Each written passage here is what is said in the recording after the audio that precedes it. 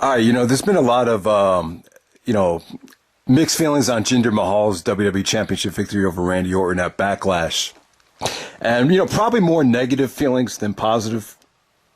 It kind of brought me to the idea of, does a guy have to deserve to win the championship to become WWE champion? And, when you look back at the history of the WWE championship and even WCW as well, David Arquette would be kind of the perfect example. Like the champion doesn't have to deserve it. I think you could keep the hardcore, really competitive fan base, the fans that kind of look at professional wrestling like it's more of a real sport. I think you could probably keep more of those fans if you do maintain the integrity of the title.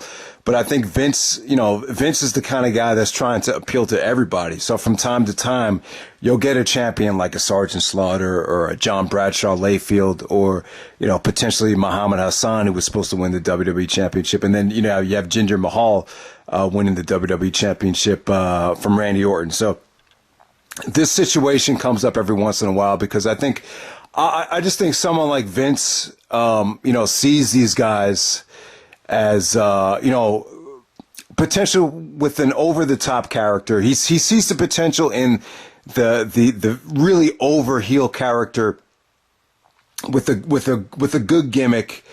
And I just think he feels like if this guy doesn't have the championship, then he's not going to get the full effect. He's not going to reach his potential unless he has the title. Like the fans are not going to buy into what he's saying unless he has the championship.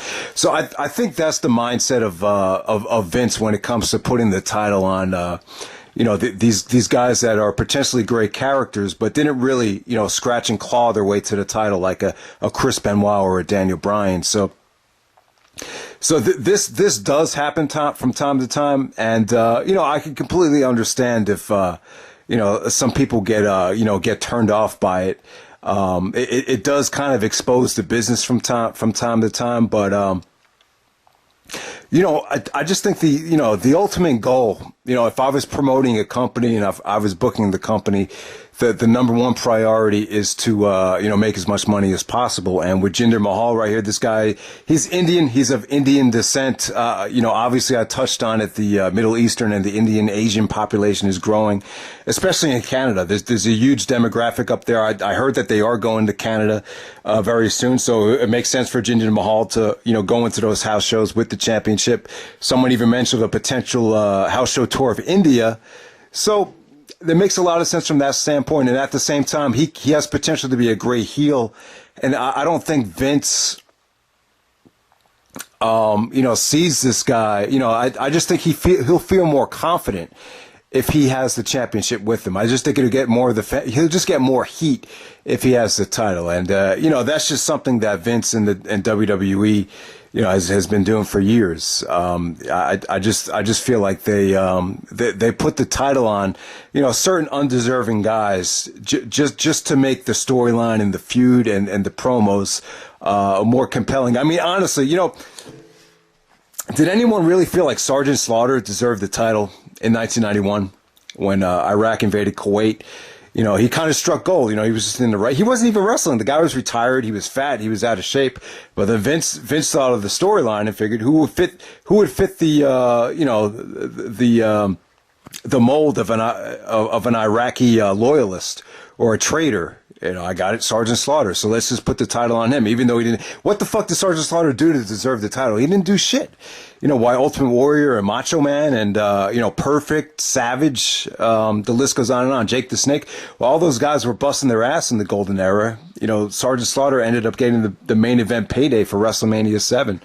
I think a lot of it had to do with Hogan, being open to working with him, but at the same, Slaughter, that was a very undeserving champion. Even though Slaughter had proved himself back in the early 80s with the USA gimmick, there's no way Slaughter deserved to win the title at that time. But, to be honest with you, the storyline worked. A lot of kids and a lot of people were invested in the Sergeant Slaughter, Hulk Hogan storyline with, Slaughter being the traitor and, becoming an Iraqi loyalist and siding with Saddam Hussein and General Adnan, and the list goes on and on. How convoluted that storyline was. But, also JBL, I mean, you had just seen Chris Benoit and Eddie Guerrero, work their asses off, basically kill themselves to get to the WWE Championship level.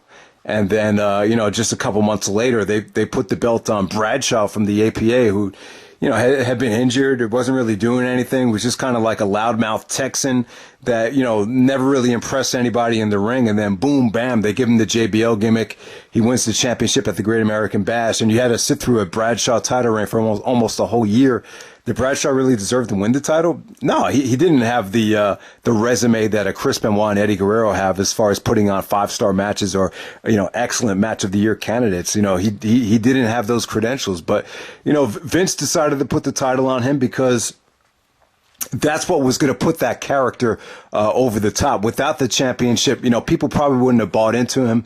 He wouldn't have been able to get away with those long-winded promos if the guy didn't have the title, and maybe the ratings would have tanked. And at the same time, he was able to build up a great heel for John Cena at WrestleMania 21.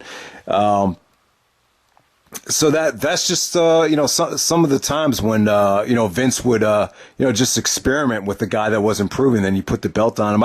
I think the one that would have got to me the most would have been Muhammad Hassan, who was just an awful wrestler, but because of the controversy that the character created, the idea was there of him defeating Batista for the title at SummerSlam 2005, but thank God that didn't happen. And then 12 years later we have Jinder Mahal, WWE champion. I'm surprised at how many people were upset about it. I know the guy's not a great wrestler. I find him very awkward. I think mic skill wise, I think he's very impressive so far. I think he can get a lot of heat. I think he can hold down a storyline. The problem is guys like Cesaro, guys like Sami Zayn, I just don't think Vince has the confidence in them yet. And, but I think they'll get their due. They're going to have to, earn it just like a Chris Benoit did. But as far as Vince, taking their chances on a guy like Cesaro and Sami Zayn, they're going to have to prove it on the mic. And, they're just going to have to wait for the right time. It's very, very, it'd be very, risky to put the title on them, right away. Or, without some type of, major, storyline swerve or character change. So that's pretty much it, guys. I mean, that's the video right here. So you don't have to deserve to win the championship. The business is about, making money. For someone that's really into competitive sports and would follow the WWE because they're, they could see that the credibility of the championships means something. It's good to maintain the credibility of the title that way, and it's good to appeal to those fans. But those fans are few and far between. They don't represent the whole WWE population. A lot of the people that watch WWE, the business isn't as exposed to them. So, you could get a lot of mileage out of, putting the championship on someone that has a potentially great character or, could potentially drive really good heat and good storylines. So I think that's what they're doing with Jinder Mahal. I would give the guy a chance. He's not a great wrestler. I wouldn't expect to see any great matches. But what you can do with this guy is you could potentially create some great baby faces. When he's out there, cutting a promo and people are just booing the crap out of him. AJ Styles comes out. Even Randy Orton could come back out and they could kind of rejuvenate themselves and find a new level of popularity. But I'm kind of surprised as to why Orton, why a lot of people were upset, because I don't think Orton as champion was refreshing at all. I just think we've seen this for. Yeah, I mean, think about it. It's almost been 15 years since Randy Orton won the title, and it's something we've seen time and time again. I think they thought Orton was the best choice because he was the most credible out of anyone on the roster. That's why we probably had to settle for Bray Wyatt and Randy Orton at WrestleMania. And it would have been too risky and too soon to do Jinder Mahal winning the title at WrestleMania. That never would have happened. That would have been way too fucking soon. But for them to wait after Backlash, you could kind of see why they chose Orton to be the one to put him over instead of an AJ Styles. And thank God it wasn't AJ Styles. I think this way you kind of save AJ and don't force feed him to guys. So So that's pretty much it, guys. I mean, they've done this time and time again. It is kind of frustrating from a competitive standpoint. It does expose the business, but at the same time, it could create some new life, man. It could create some pretty engaging stories, and I think that's what the WWE is going for. And obviously, house show attendance and increasing the revenues is a big deal for any company, any promotion, any team. So that's just something you have to deal with. It's frustrating. It's something you have to deal with. But the brand extension, with the brand extension, you can kind of get away with it. That's why they have the separate brand. It's another brand to kind of experiment with different things. So, I think Jinder Mahal, the potential is definitely there. He doesn't look clean.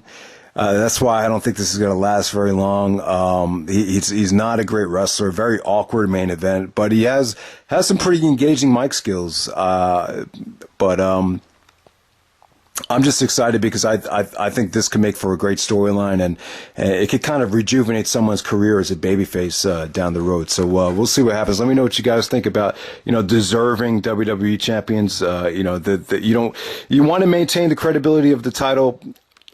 But at the same time, you do want to take some risks, and I guess that's what the WWE is doing right